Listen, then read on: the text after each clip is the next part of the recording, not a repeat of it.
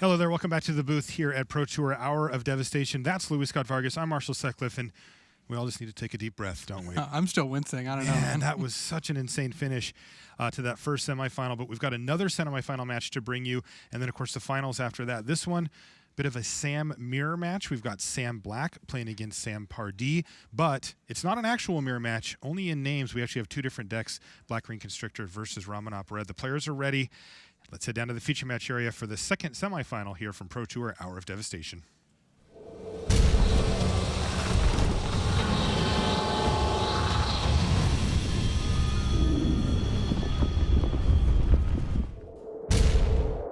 And welcome to coverage of Pro Tour Hour of Devastation. I'm Marshall Sutcliffe in the booth with Louis Scott Vargas, and we are all set for semifinal number 2.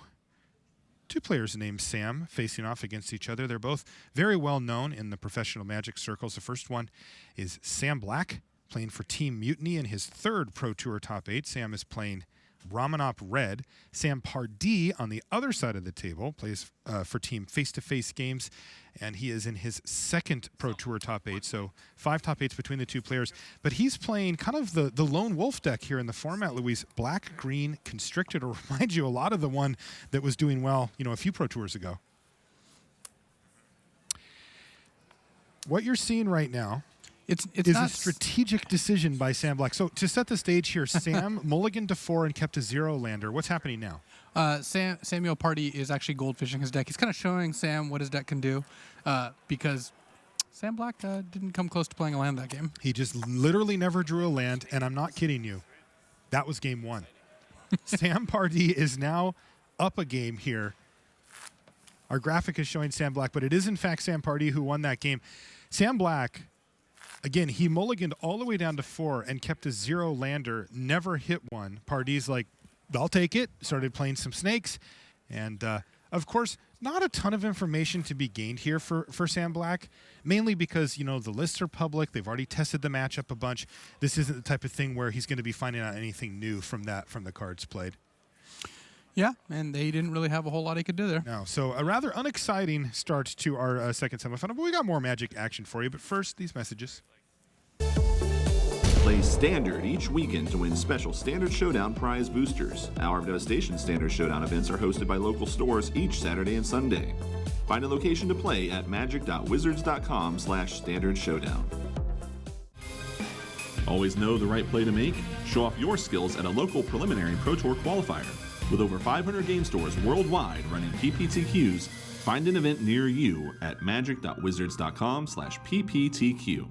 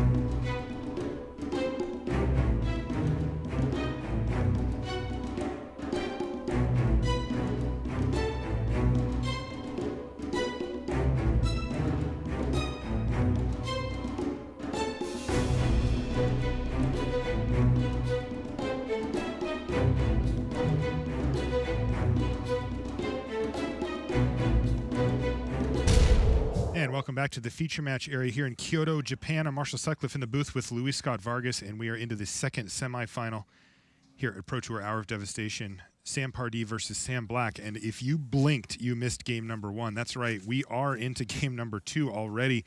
Sam Pardee picking up, it's got to be called, it's just a free win. He just got handed a victory in the first one. Sam Black mulligan down all the way to 4 cards, never actually played a land in the game, and Sam Pardee simply deployed a few threats and killed Sam Black, and he finds himself spotted a game in the semifinals of the Pro Tour. Doesn't get much better than that. You know, when you sign up to play in a Magic tournament, you know that you're going to give away a few free games, and you're going to get a few free games. Pretty nice to be on the receiving end of that in the top 4 of the Pro Tour. Both Sam Pardee and I guess Paulo Vitor Damarosa can probably speak to that. And yeah, that leaves Samuel Pardee up a game and in a matchup that he actually does like. I don't think he's an overwhelming favorite. I think it would be hard to be too much of a favorite against this very powerful red deck.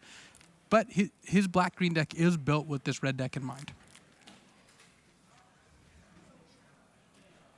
He was certainly disappointed to have to face down the only other non-red based deck in the top 8 during his quarterfinal match. But he was able to dispatch the Zombies player, Yusuke Sasabe, and has found himself now facing down Sam Black with Ramanop Red, the matchup that he wanted.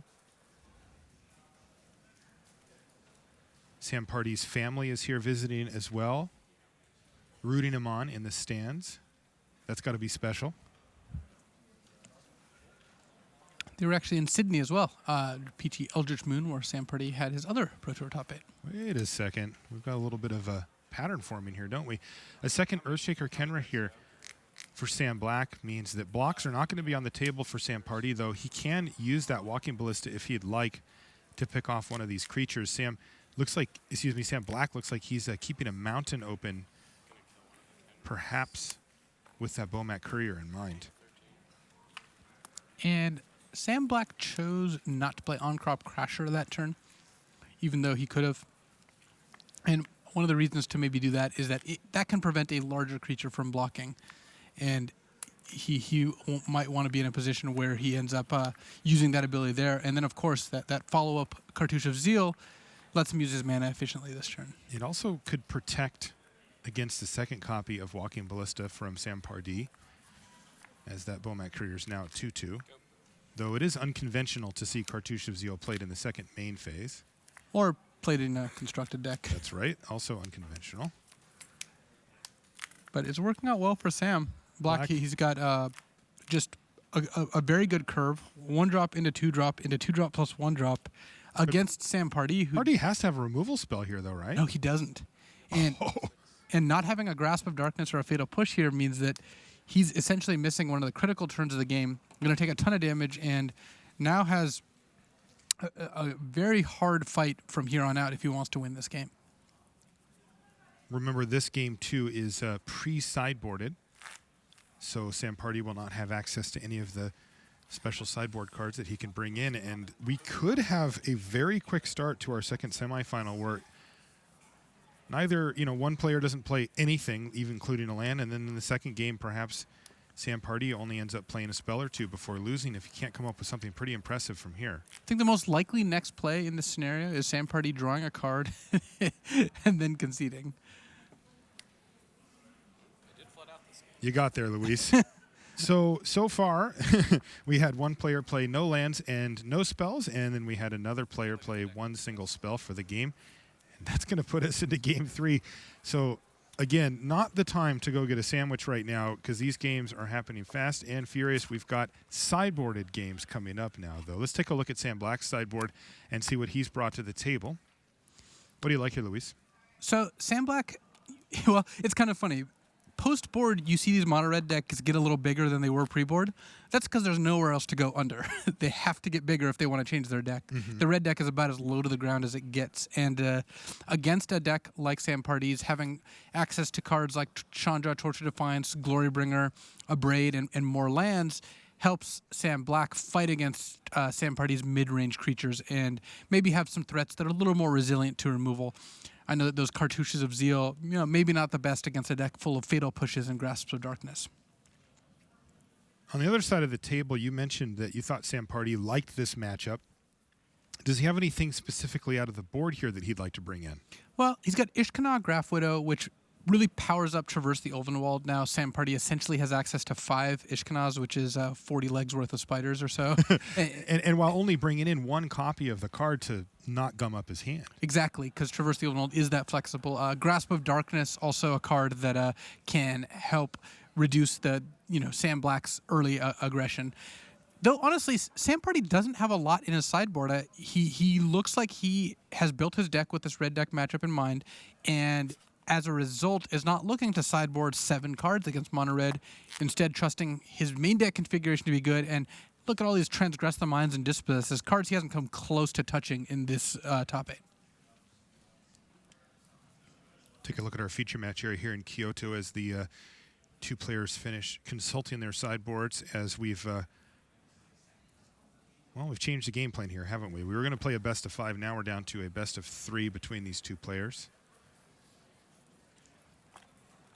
Both Sam Pardee and Sam Black are mainstays on the professional Magic scene. If you find yourself at a Grand Prix, you will very likely see one or both of these players in attendance. And, of course, that's also true of the Pro Tours. Actually teamed with both of them at various points in time. Give us what's the dirt? Give us the inside stuff. Well, one thing that's funny about Sam Black is that he will often choose to play unconventional decks more because he likes to play unconventional decks of his own creation than he necessarily thinks they have the literal highest win percentage in the tournament, but he feels he personally gets an edge off doing that. This isn't exactly one of those times. He's playing Ramanop Red, the most popular deck in the tournament, but that also shows that his willingness to play what works. On the other side of the table, Sam Pardee, he does favor decks like Black-Green. He has a bit of a predilection towards doing that. That was actually the deck that he top-8'd Pro Tour Eldritch Moon with, was a very similar-looking Black-Green list. So Grimflare has treated him well. He played it in the modern portion of Worlds last year. Actually tested with him. We played Obzon. And he's going back to Worlds this year, so we'll see how many times he can sleeve up the same set of Grimflares before they fall apart due to overuse. That was the inside dirt? I was talking about, like, who snores, who forgets to clean up the dishes. No comment, huh? All right. I see how you guys are. All right, looks like players have finished making the necessary adjustments for this critical game 3 here in our best of 5. We will find Sam Pardee on the play here. It's actually pretty amazing. Team Mutiny, underdogs, I would say, coming into the team competition. They were kind of assembled last minute. In fact, David Ochoa made the design of the T-shirt and got those taken care of the day before the team deadline. They might actually win back-to-back Pro Tours here. Jerry Thompson won Pro Tour Amonkhet with Mono Black Zombies, and Sam Black is certainly very live to win this Pro Tour with Mono Red.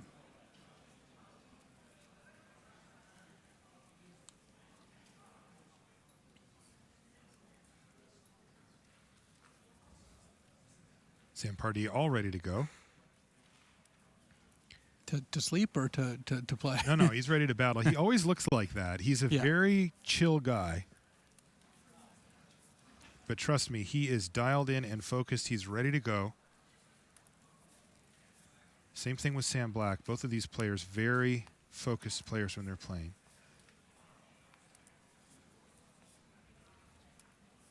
They also tend to play very cleanly.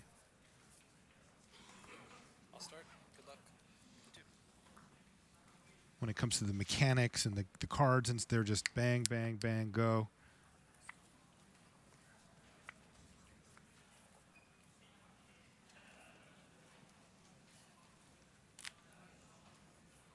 Now, this has to favor Sam Pardee from this juncture, right? He thinks he's a favorite straight up, and he gets to be on the play here for this game and then potentially a 5th and final one if it came to that.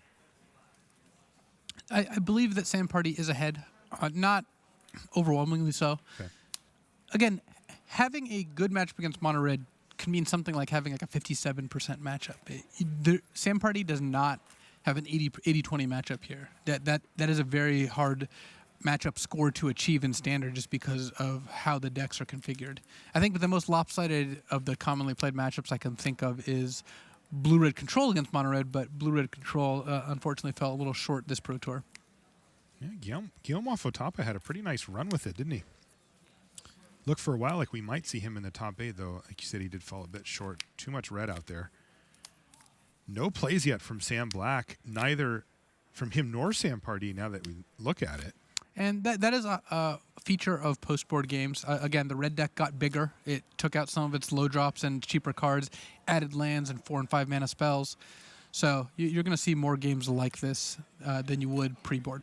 Pretty optimal there for Sam Black. He's got a shock for the Grim Flayer of Sam Pardee. Black is going to play out a Handwerk Garrison here. Potent threat if it's unimpeded, and Sam Pardee does have double Grasp of Darkness, so unlikely for the Garrison to survive and make any tokens. But that'll chew up a good chunk of the mana for Sam Pardee's turn. It will prevent Sam Pardee from playing Kalitas this turn. He does have access to 2 of those, and actually both in hand. Is it just too risky for him to run that out there? If you play Kalitas and Sam has, for example, land plus Chandra, then you've ended up putting yourself in a position where you can almost not win the game. Way too risky then. So it's going to be a walking ballista, but that's good for Sam Pardee because he gets to make a play in addition to the grasp. Walking Ballista, a key part of Sam Pardee's deck here. You also see that against the red players, really there's nothing that the red players can do to interact with these removal spells. They simply just have to say sure. And by waiting, Sam Pardee gets an option to see if there's a better target from Black. Now, Sam says, I'd like to go to combat. And Pardee says, okay, well, that's my cue. I'm going to make sure to kill this Handwerk Garrison before you attack with it and get those 2 tokens. So no board state here for Sam Black in his second main phase, and he needs to add something to it here. Ooh. Hello. Wow. I really like Sam Black's hand right now. He's got... Look at that top end. Yeah, Chandra, Torch of Defiance, Hazard the Fervent, Glorybringer. Like, he has sided into a deck that doesn't care about Grasp of Darkness as much as it did previously. It doesn't care about Fatal Push almost at all. I mean, he still has targets for both these cards in his deck, but he is in a position where they are just much less potent than they would be otherwise.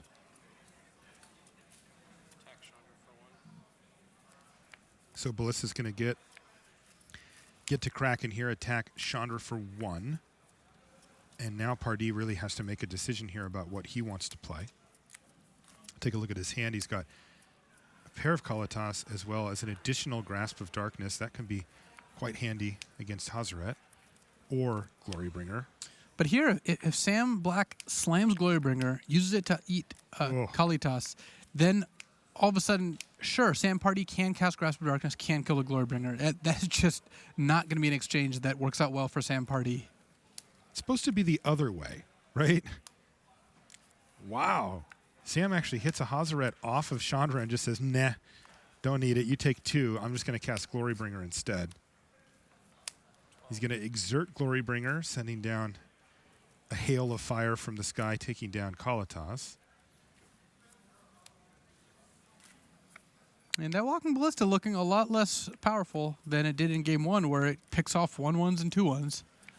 You're facing down a 4/4 dragon and a Planeswalker with 5 loyalty counters on it. Yeah, Sam Black has simply just gone over the top of cards like that. Pardee a little bit short on mana to be able to deploy Nissa Voice of Zendikar and still have Grasp of Darkness available. But he can do Traverse the Ulvenwald plus something. And in fact, if he puts Walking Ballista into the graveyard, if he uses up the last counter on it, he could even play a Delirium to Traverse the Ulvenwald, though he'd be giving up a card to do so. Right now he has creature instant land. So not quite enough. Pardee's going to go ahead and attack Chandra once again. But only hitting her for 1. It's not going to be a good long-term game plan here for Sam Pardee.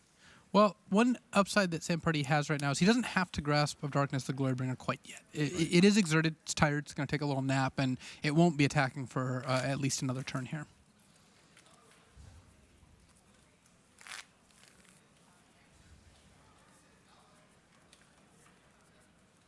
Sam Black didn't draft any sweet Dauntless Avens to go ahead and combo with it.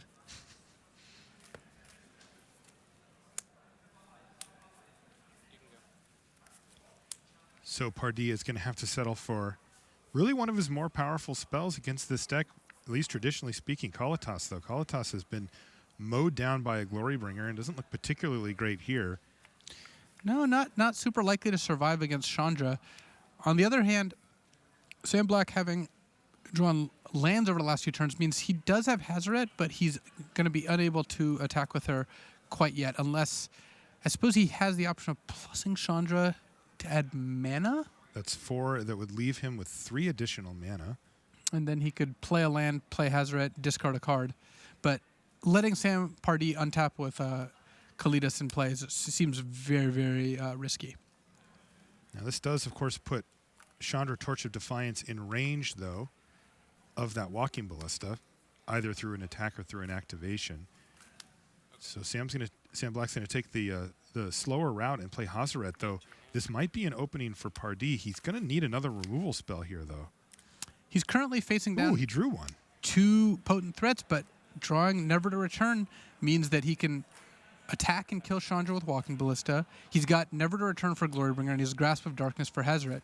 Does he have double black for? He doesn't have quad black to cast all of them in the same turn, but this is still putting him in a position where he's going to be able to stem the bleeding a little bit. What's the most important target here? Because he does have the ability to kill Hazoret, which is something that you don't often have.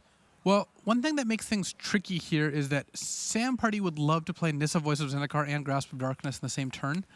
If he does that, he's kind of priced into killing Hazoret, because if he uses Grasp of Darkness on Glorybringer, he's kind of giving up the ability to kill Hazoret entirely, and that is going to be a pretty big risk to take. So he may just put out this Nissa, Voice of Zendikar, and say, all right, well, if you want to use your Glorybringer to attack this, then at least I'm not taking the damage.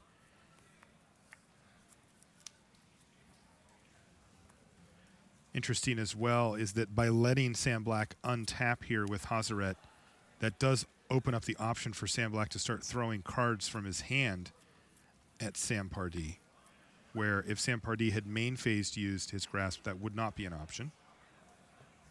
He may want Sam Black to commit to trying to attack with Hazoret by using cards suboptimally, and then end up in a position where he's able to deal with Hazoret. And it looks like Sam Black is going to use that right to Sam Pardee's head, dropping him down to 7. And there's that Grasp. So Pardee is going to be at 3 if everything went to his head.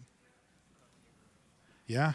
Being at 3 life against Ramanov Ruins, not the place you want to be, especially since Sam Black is at the full 20, and Sam Pardee out of life gain. He's got the 2 copies of Kalitas, but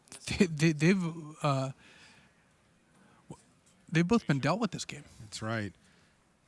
I do think you had that untapped when you cast Grasp. Yeah, you must be right. Sam Black had the option of killing Nissa multiple different ways, but you can see why he chose the alternate route. He's got Pardee down to 3 with an active Ramanop Ruins and 2 deserts. Looks like Hashep Oasis damage. Looks like the Hashep Oasis damage hadn't been marked yet. So that means that Sam Pardee falls down to 2 and is just dead on board. Yeah, I don't think he was winning either way, but being at 2 means he dies immediately. Well then, that was Sam Black winning game number 3 on the draw. Funny how that works. Host board against a matchup that's not supposed to be fantastic for him. And that's got to be very promising for Sam Black. Luis, we've been talking a lot today about Hazoret the Fervent, and boy, has she been putting a big dent in opposing life totals here. How great is this card? Hazoret is very strong, and even though she is extremely hard to kill, this is a matchup where Sam Pardee does have access to Grasp of Darkness that can kill Hazoret the Fervent. It gets around indestructibility quite nicely. She's still very resilient. There's still not very much that can be done about her. You saw this game, Sam Black activated her twice on turn 6, discarding two cards to deal 4 damage directly to Sam Pardee, and that's irrelevant of irrespective of blockers. Doesn't even involve combat. So Hazoret's been kind of a mainstay of this Ramanop red deck, and like I mentioned before, I think that these decks are going to go to 4 Hazorets.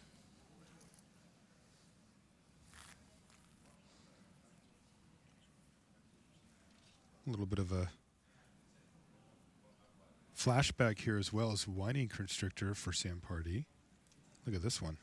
Whining Constrictor. I haven't seen the old snake in a while.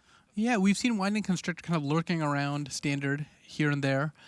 Pro Tour Ether Revolt featured a lot of these Whining Constrictor Ballista type decks, maybe a little drowned out by the noise of the vehicle's engines in that Pro Tour, but Whining Constrictor is still very much here and still quite an effective tool. You pair that with Walking Ballista and Virtuous Gearhulk, and you end up with a lot of extra counters to throw around, in the case of Walking Ballista, directly at other creatures or your opponent. And it's also a 2-3. A 2-mana 2-3 brick walls a lot of the red deck creatures, assuming it can block, and fairly resilient to removal spells like Shock or Magma Spray. Yeah, that's it's kind of funny when you look at Sam Pardee's deck. You know, it's not real big on Hour of Devastation cards. He does have one? He has a Hash Up Oasis. Yes, and then he also in his sideboard has a Doomfall. That would be the sum total. Yeah, so this is a deck that Pardee is going to be very familiar with, having played effectively the same deck at the Pro Tour level before. And you kind of see that when Standard gets as big as it is right now. There's sort of these pockets of cards that work well together, and people will go through and pick those apart, and there's often not a lot of overlap. And those tend to be from the same block as well. Right. All right, well, players are drawing hands for game number 4. This could be the decider if Sam Black wins it. And we are underway. There's that Haship Oasis, and I don't know if you caught it on camera, but Sam Pardee with just a little bit of a head shake. I asked him about what he thought about the Haship Oasis in his deck, and he said it was highly questionable whether it should be in the deck at all. You can traverse for it if you need extra 3 points of damage. There you go. And yeah, Tim Willoughby confirms that Sam Pardee said, I'll take one, as he cast that Traversy Ulvenwald. You know that this is the matchup where every single point of damage absolutely matters. And he's already going to be down to 18 now, is Sam Pardee. Sam also doesn't appear to have a 2-drop, though it looks like he has found himself a Grim Flare. Yeah, Grim Flare will be quite nice here, assuming that it survives, which generally speaking is pretty unlikely against the red deck. They have many, many ways to kill a 2-toughness creature in their deck. But Sam Black, pretty incentivized to do so. And that could slow him down a little bit.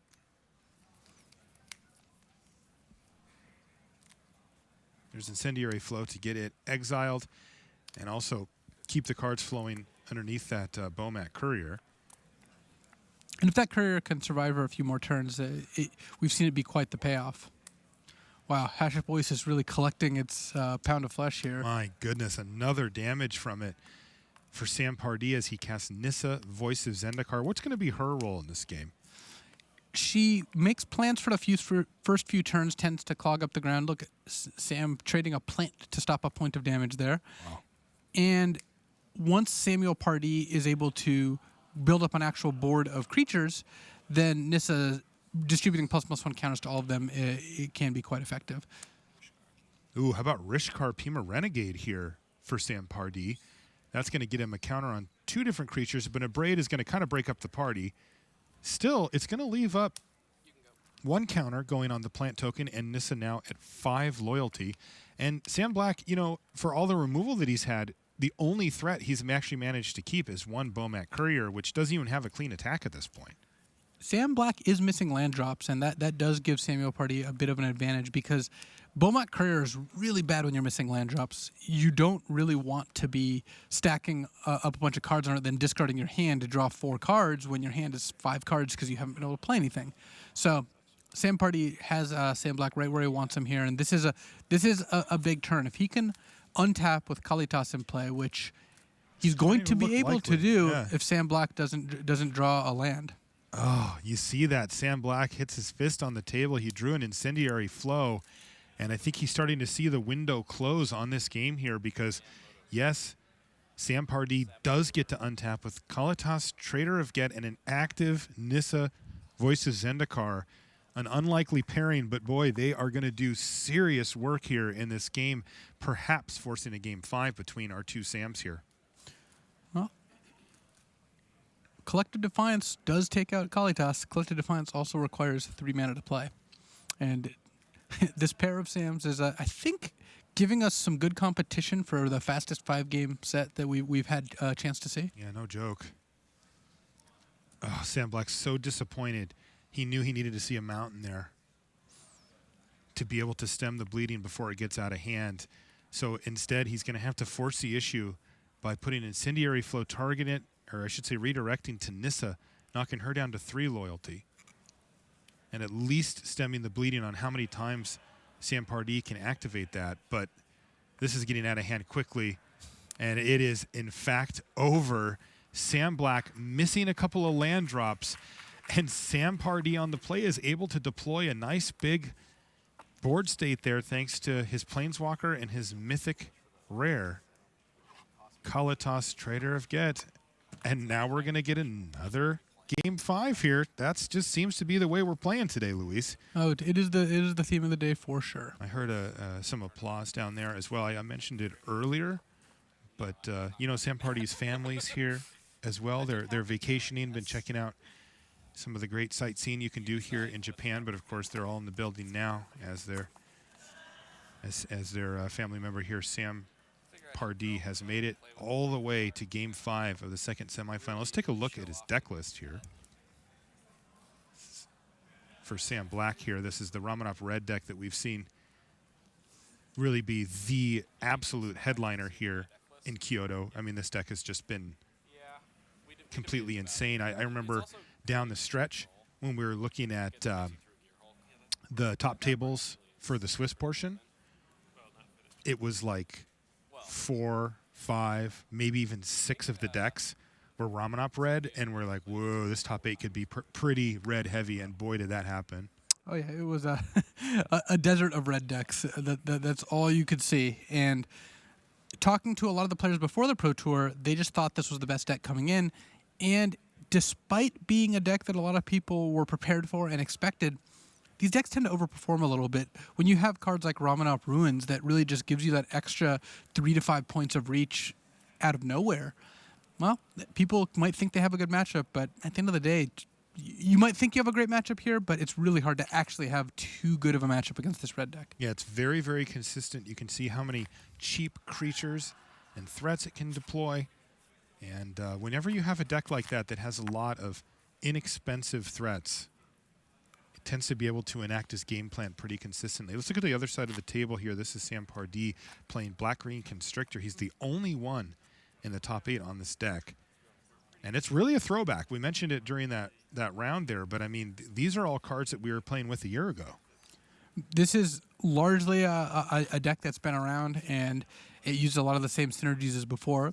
Dissenter's Deliverance is a nice addition from M1K. You get a little cycling, a little bit of artifact removal, can build towards your Delirium count. But yeah, for the most part, this is powered by Traverse the Ovenwald, Tireless Tracker, a lot of Shadows over Innistrad block cards. Interesting thing for me post-sideboard here, Luis, is looking at those 4 Walking Ballista that Sam has.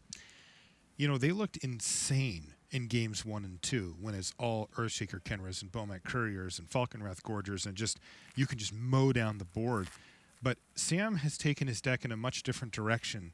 Sam Black has taken his deck in a much different direction post-board here, where we've seen much bigger, more difficult to deal with threats like Hazoret, like Glorybringer, like Chandra.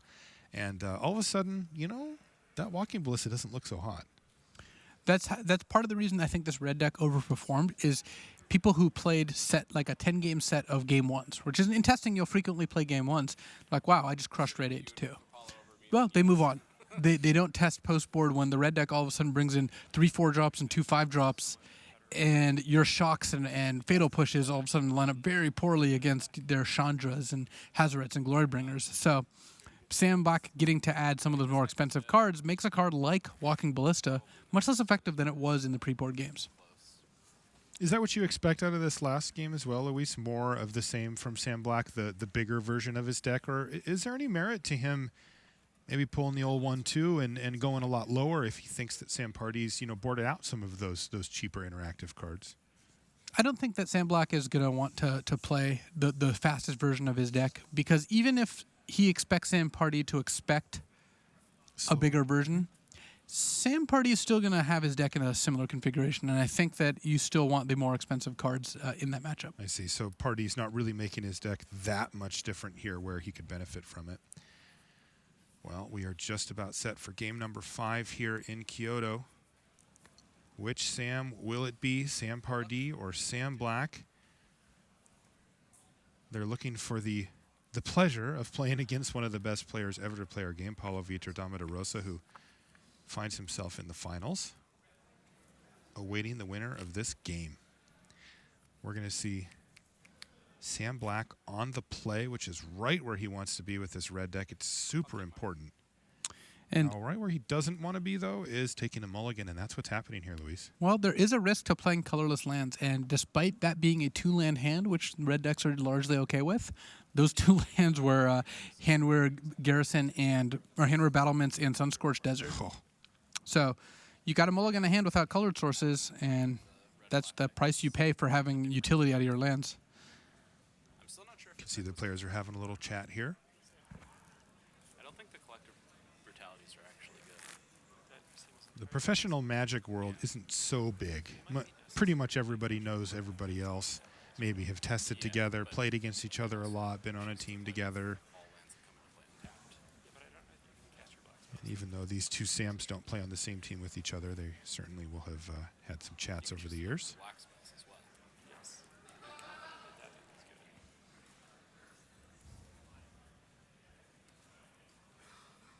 And hopefully we can get a reasonable 6 for Sam Black here and get us a nice game 5.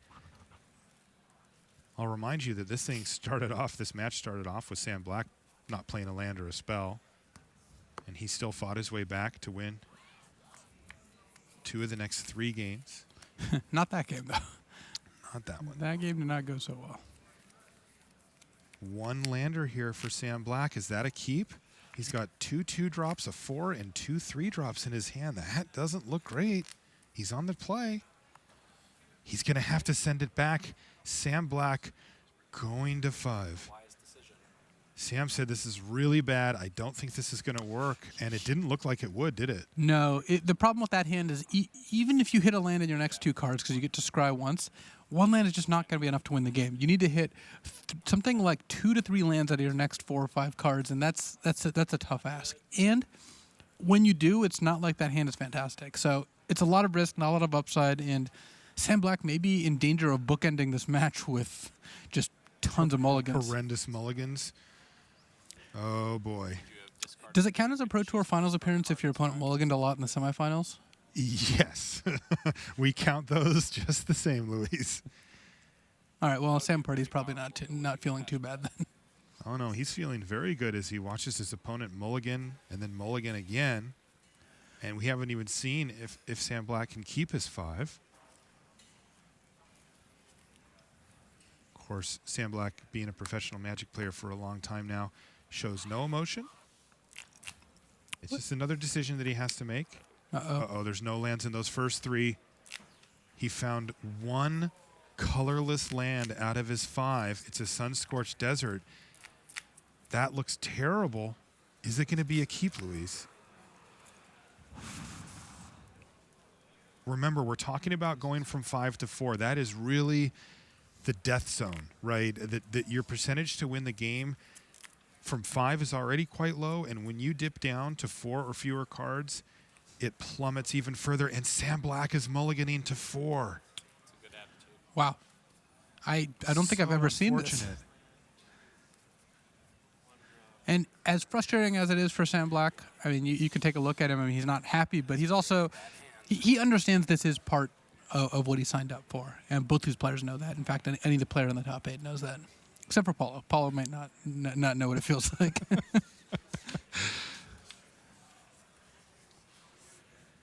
Now, one thing that Sam Black's been saying over the course of the weekend in our deck techs and such is that if he were to change one thing about the deck, he would put more lands in it. And this is really showing here as he is now going to 4 cards against Sam Pardee, who, by the way, kept his 7. Yeah, at least that. We'll transition over to keeping an eye on Sam Pardee's hand once we finally get this mulligan finished. Please say you can keep your 4, Sam Black. Oh, he's keeping it. I don't know what the 2 red cards are, but I saw 2 mountains. Irrelevant. He's kept. It's 2 3-drops. It's On-Crop Crasher and Collective Defiance, it looks like. So he's digging for lands here. He's going to put a card on the bottom, play his mountain, and say go. He's got a ridiculously uphill battle. If he is going to beat Sam Pardee here, you can see the advantage bar firmly in Sam Pardee's favor. Right off the bat, though, a 2-drop to kick things off. Carries Ev. No, it gets fatal pushed by Sam Pardee. There's blood in the water now. Sam Pardee knows he's so close. He just needs to deploy his threats, make sure that he keeps his life total up, and he should be able to beat Sam Black and find himself in the finals against Paulo Vitor Damarosa. Well, regardless of how good Sam Pardee thinks his matchup against Mono Red is, I can say that it's got a very good matchup against Multifor Mono Red. That he has demonstrated that 2 games now. Well, he has 1 game. This one's not over. It's looking pretty good. Sam Black does have 2 powerful 3-drop creatures in On-Crop Crasher and Handwear Garrison, but Sam Pardee has multiple removal spells in hand. This has to be a land for Sam to have a good shot. It's not a land.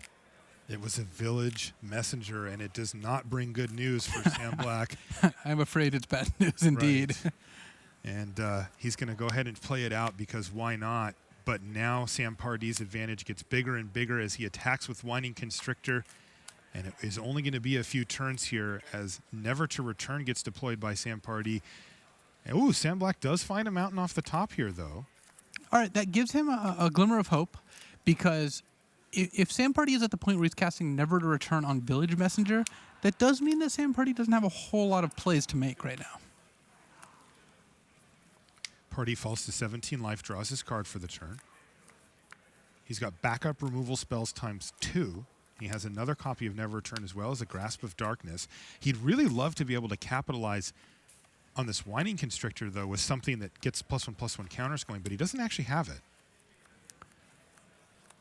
I'll exile Kari Zeb and make a So he's just going to cast Return, exiling a card from Sam Black's graveyard and giving him, well, a little bit more of a fight here. He's now got a 2/2 zombie.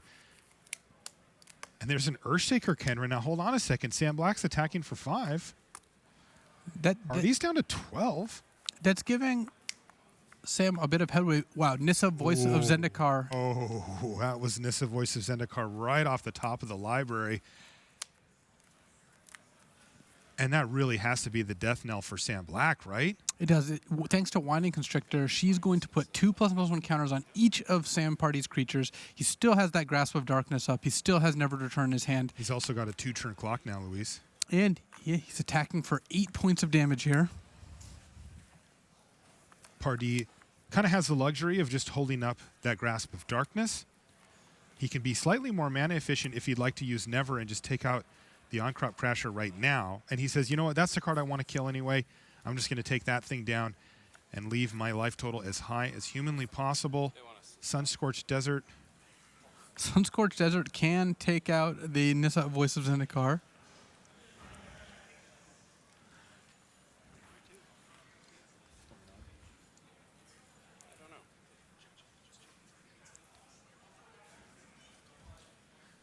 Sounds like the judges are just checking on something here. And everything's all right. So we're going to go back to business here as we work our way through the end of this Game 5. This is Sam Pardee's game to win. He's trying to get into the finals against Paulo Vitor Damarosa. Sun-Scorched Desert is enough to kill Nissa. Collective Defiance can take out that zombie token. That does give Sam Pardee delirium of note because he's got a Traversy Ulvenwald in his hand to go with that Grasp of Darkness.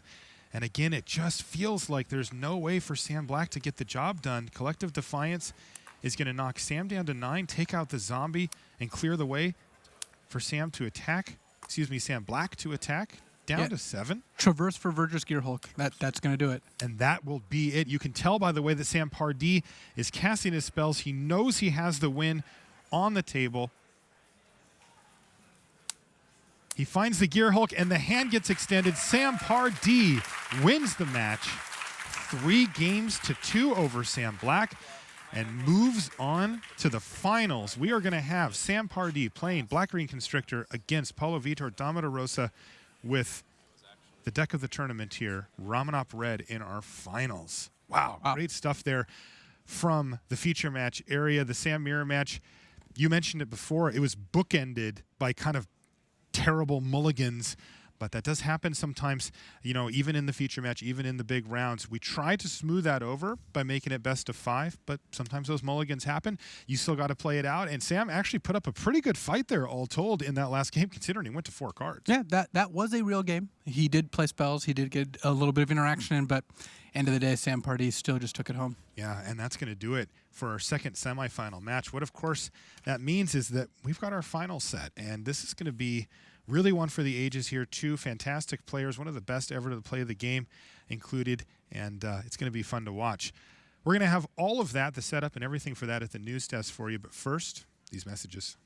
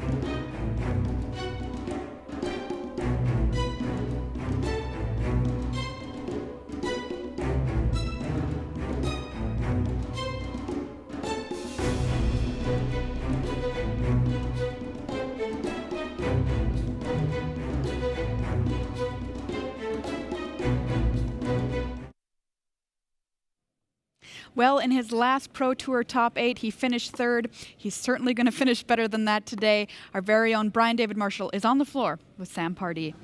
Thanks, Maria. I'm here with Sam Pardee. And Sam, the last time we talked, when you made the top 8, you talked about how long you'd been playing Magic, on and off, from a very young age. You were sitting here about to head into the finals of a Pro Tour. How does that feel? Is that sort of a lifelong dream here?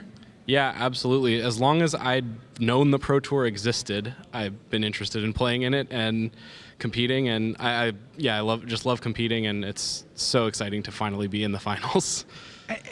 What makes this even more amazing to me is now you settle in a house, face-to-face games, you test with Channel Fireball Ice. Oh, by the way, Paulo is on that team, and you guys identified 2 decks as the decks you really cared about. Yeah, we played mono red because we thought it was great, and green black because we thought it was medium and beat mono red. So pretty good testing process. It seems like we ended up with 2 decks that I think are excellent. And what's the process like of sitting down to play a good friend and a teammate in the finals of a big event? Honestly, it's a relief. Like, Paulo and I have played tons of times against each other. We've tested together. We played in the Swiss of this. It's just friendly. You know, we're still going to both try our hardest. We both really want a Pro Tour trophy. That's a pretty big deal. But there's sort of an air of like, well, if I lose, at least it's to Paulo, who's a good friend. Yeah, no shame in losing to Paulo. But now let me ask you one other question. In this last match, your opponent mulligans to 4. What goes through your head about how to not mess that up, or how to do you get what's the thought process as you see your opponent going down to 4 in such a critical game? Well, the first thing is, wow, that's really lucky. I'm probably going to win. But then the second thing is, yeah, exactly what you said. I know my hand was just removal when I kept it, so I didn't have any pressure, and that's the kind of hand that could lose to a mull to 4. Like, if he just plays 4 creatures, I flood out a little bit, things don't line up well. So I did, like you saw on the turn, I killed a Village Messenger with Never to Return because I just wanted it in my graveyard. I just wanted a 4-mana 2/2. That would have been fine. If I could have just cast that instead of killing his creature, I think I would have. Wow. Okay, I'm going to let you get ready here for the finals. He's going to be playing in his 2nd Pro Tour top 8, but his first finals, Sam Pardee. Fantastic stuff. Thanks, BDM. Sam Pardee will be getting ready to face Paulo Dama de Rosa in the final. Paul Chion will be here in just a little bit to set that all up for you. Will we have a new Player of the Year, or will we have to wait for a playoff against Marcio Carvalho? We'll find out in the next hour or so. But before that, how about Player of the Year, Rookie of the Year, Draft Master, Standard Master, the Team Series, 24 slots at the World Championship, 73 team captains, and what time your flight is on Tuesday? Let's find out the answers to all of those as we blister our way through the races. So, Maria, let's start with Player of the Year, All right. please. Player of the Year is still up in the air. Still up in the air, Rich. We don't know. Marcio Carvalho came into this tournament with a gigantic lead, just got the minimum number of points when he showed up here. 3 points. He was at 78, now at 81, tied with Paulo Dama de Rosa. So if Paulo wins the finals, he will not only have won a Pro Tour again, but will be your Player of the Year. If not, he is tied with Marcio, and there will be a playoff. I'm going to give you 4 seconds to breathe as I say, Maria, tell me about Rookie of the Year. All right, Rookie of the Year. Ben Hull locks it up. He was in a fight with Makis Matsoukas, who was in the mix for Draft Master all through the weekend, so a great tournament for Makis. But Ben Hull clinches Rookie of the Year at 48 points, a computer programmer from Canada. Good job. That's 2 for 2, Maria. Here we go. 3 for 3. Draft Master. Draft Master, Martin Yuza. So Martin Yuza, not only one of our newest Hall of Fame inductees, he gets the honor of being Draft Master. And there's a name we know well, Paulo Dama de Rosa in 2nd there. Makis Matsoukas, you can see where he ended up tied with Paulo in 2nd as well. Now, Draft Master goes very, very fast indeed, but Standard Master, you have a few extra rounds, but how did it shape out? All right, Sebastian Pozzo, he is your Standard Master at 90 points there. Li Shitian, you see, at 85 points, coming in 2nd. Sean McLaren at 81 in 3rd. So congratulations to Sebastian Pozzo of Argentina, will be representing at the World Championship. Speaking of all these individual races, what about the team race here? Okay, so coming in, we thought that Team Masashi probably couldn't be caught. The all-Japanese superstar team, we saw them on camera asking, why did you choose your team? Well, we chose the best players in Japan. Seemed like a good plan at the time. We thought they would make it in. They have. Team Genesis were in second, and we weren't certain that they could make it. It was going to be a lot tighter. And as you see, it has ended up pretty tight, but Genesis do advance, partly on the back of a standout performance by Seth Manfield, who got all the way to the top 8. Now, those orange bars show that Channel Fireball Ice and face-to-face games still have more points to gain. And the key point here is, can they? It's going to get very, very tight. Someone's going to be tied with MTG Bent Card for 4th. Looks likely that someone there will get invites to the next Pro Tour, depending on what happens in the final. But your final of the team series is set. It's Masashi versus Genesis in Boston. Great stuff. All right, let's talk about the World Championship, Rich. A lot of races were open this weekend. A lot of people hoping to get into this tournament. Here is our first slide, invited players. So these are our champions. Right, so Josh Adder-Layton, this seems like years ago. It was only a few months ago, the Magic Online champion. 3 Pro Tour champions and 1 slot remains for either Palavida Damarosa or Sam Pardee. Let's move on and show you our next group of players. These are the 4 regions. Well, Reed Duke wraps up the North America slot. Marcio Carvalho, of course, is the European representative from Portugal. Yuya Watanabe narrowly beats out Shota Yasuoka for Asia Pacific. And Palavida Damarosa is, of course, your Latin America representative. Plus, we have the titles Draft and Standard Master, User and Potso. We've already talked about them. How about the Pro Point earners, Rich? Yeah, so this is the one where it all got very complicated, as we knew it would, because players came in with somewhere, you know, between 58 and 46 points. 46 points was the bubble as we headed into this. Donald Smith was on the outside looking in on 46 points. As the weekend went on and the Pro Points accumulated, these players gradually navigated themselves towards the top. As we came into today, Eric Froelich and Eduardo Sajgalik were right on the edge, and depending on whether the likes of Sam Black could win the whole thing or whether Seth Manfield could win the whole thing, well, that would change who actually made it in. Now we know that Eric Froelich is in for sure, and we wait to see. This is a tremendous World Championship field going to Boston later in the year. So that's the World Championship. All right, let's move on to the World Magic Cup. We've got to look at some team captains. Yeah, and by some we mean 73. So here we go. Luis Salvador back again. David Mines won the Australia race. Palavida Damarosa, of course. Ivanov was already in for Bulgaria. Well done to Eduardo Sajgalik. He is the captain of Team Canada. Daniel Antonio again for Cyprus. Martin User, of course, wrapped up the Czech Republic. And well done to Capolic and Lopez Yapor, your Dominican Republic representative. Let's move on, Maria. Some more names to look at. All right, Pierre Dejean wins a close race there for France. Li Shitian is representing for Hong Kong. Once again, another close race was Yuya Watanabe just edging in over Shota Yasuoka, and Shahar Shenhar will represent once again for Israel. All right, on we go, and here's our next group of 18 winners of the national title. Jason Chung held on in New Zealand over Zen Takahashi, Joe So for Malaysia, Mike Rohn for the Philippines, and well done, of course, to Marcio Carvalho. He locked up Portugal many moons ago. And finally, yes, we've got a lot of repeat captains here. Telerov, Kelvin Chu, Ivan Flock will return. Robin Dolar and Karen Chetty all coming back to captain for their teams. Yeah, and who's that down at the end there for Wales?